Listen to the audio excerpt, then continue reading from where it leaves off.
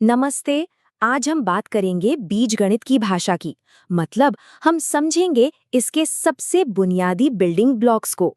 ये वो नींव हैं जिन पर गणित की बड़ी बड़ी इमारतें खड़ी होती हैं। तो आज का हमारा रोड मैप क्या है? देखिए, हम एक बहुत ही छोटे से आइडिया से शुरू करेंगे और फिर देखेंगे कि ये सब मिलकर पूरी तस्वीर को कैसे बनाते हैं। अच्छा, किसी भी बीजीय व्यंजक यानी कि एल्जेब्रिक एक्सप्रेशन को समझने के लिए ना सबसे पहले एक बहुत ही जरूरी टूल को समझना होगा, और वो है डिग्री। तो सवाल ये है कि आखिर ये डिग्री है क्या? देखिए, बहुत आसान है। ये किसी भी एक्सप्रेशन में वेरिएबल की सबसे बड़ी पावर होती है तो ये छोटा सा आइडिया, पर ये बहुत ही शक्तिशाली है। चलिए इसको एक उदाहरण से समझते हैं। 3x² + 5x + 1 को देखिए। इसमें x की सबसे बड़ी पावर क्या दिख रही है? बिल्कुल सही, वो 2 है। तो इस पूरे व्यंजक की डिग्री हो गई 2। और पता है दिलचस्प बात क्या है? इस एक्सप्रेशन का हर एक हिस्सा, जिसे हम पद या टर्म कहते हैं, उसकी भी अपनी एक डिग्री होती है। जैसे 3x² की डिग्री 2 है, 5x की 1, और बेचारा 1 जिसमें कोई वेरिएबल ही नहीं है, उसकी डिग्री 0 मानी जाती है। ठीक है, तो अब जब डिग्री का कॉन्सेप्ट क्लियर हो गया है, तो चलिए मिलते हैं बीजगणित के सबसे पहले और सबसे छोटे बिल्डिंग ब्लॉक से, और वो है एकपदी।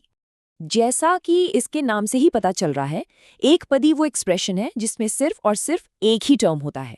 ये अलजेब्रा का सबसे सरल रूप है, कह सकते हैं। यहाँ देखिए, एकपदी कितने अलग अलग तरीकों का हो सकता है। xyz, 5x, -x³ z, 9pq, ये सब एकपदी ही हैं।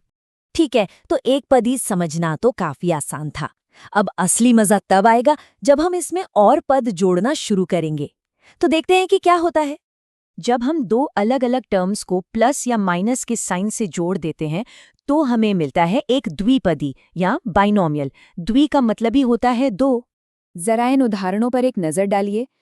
क्या ये दिख रहा है कि हर एक में 2 अलग अलग हिस्से हैं जो प्लस या माइनस के निशान से जुड़े हुए हैं?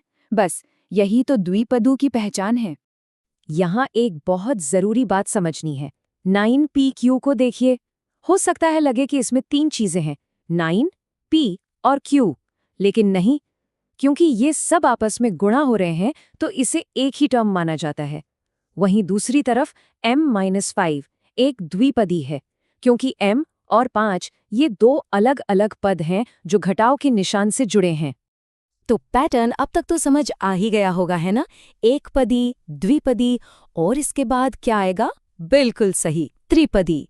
जैसा कि नाम से ही जाहिर है, ये 3 पदों वाला एक एक्सप्रेशन है। यहाँ त्रिपदी के कुछ उदाहरण हैं।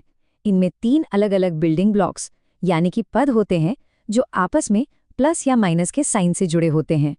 तो हमने 1, 2 और 3 पदों वाले एक्सप्रेशंस को देख लिया। चलिए अब थोड़ा जूम आउट करते हैं और पूरी बड़ी तस्वीर को एक साथ देखने की कोशिश करते हैं। तो देखिए, बहुपदीय या पॉलिनोमियल एक बड़ा परिवार है। इस परिवार में कोई भी ऐसा एक्सप्रेशन शामिल हो सकता है जिसमें एक से ज्यादा पद हों। अच्छा, तो यहाँ एक दिलचस्प सवाल उठता है। अगर बहुपदीय का मतलब एक से ज्यादा पद वाला एक्सप्रेशन है, तो क्या इसका मतलब ये हुआ कि द्विपदी और त्रिपदी भी बहुपदीय हैं? और इसका जवाब है हाँ, बिल्कुल। असल में द्विपदी और त्रिपदी बहुपदीय परिवार के ही खास सदस्य हैं। एक द्विपदी बस 2 पदों वाला बहुपदीय है और एक त्रिपदी 3 पदों वाला बहुपदीय है। ठीक है, तो अब जब हमने बीजगणित की ये भाषा सीख ली है, तो क्यों ना अपने ज्ञान को परखा जाए। तैयार हैं? स्क्रीन पर कुछ एक्सप्रेशंस दिए गए हैं। चाहें तो एक पल के लिए रुककर पहचानने की कोशिश करें कि इनमें से कौन एकपदी है, कौन द्विपदी और कौन त्रिपदी है। ओके, तो चलिए जवाब देखते हैं। मुझे उम्मीद है कि ज्यादातर जवाब सही होंगे। अब पदों की संख्या के आधार पर एक्सप्रेशंस को आसानी से वर्गीकृत किया जा सकता है। तो अब बीजीय व्यंजकों को पहचानना और उन्हें सही नाम देना आ गया है। यह एक बहुत ही महत्वपूर्ण कौशल है जो बीजगणित में कई और रोमांचक दरवाजे खोलेगा, जैसे कि इन एक्सप्रेशंस को जोड़ना, घटाना और हल करना। तो अगली बार जब कोई ऐसा व्यंजक सामने आए तो घबराना नहीं है, क्योंकि अब पता है कि इससे कैसे बात करनी है।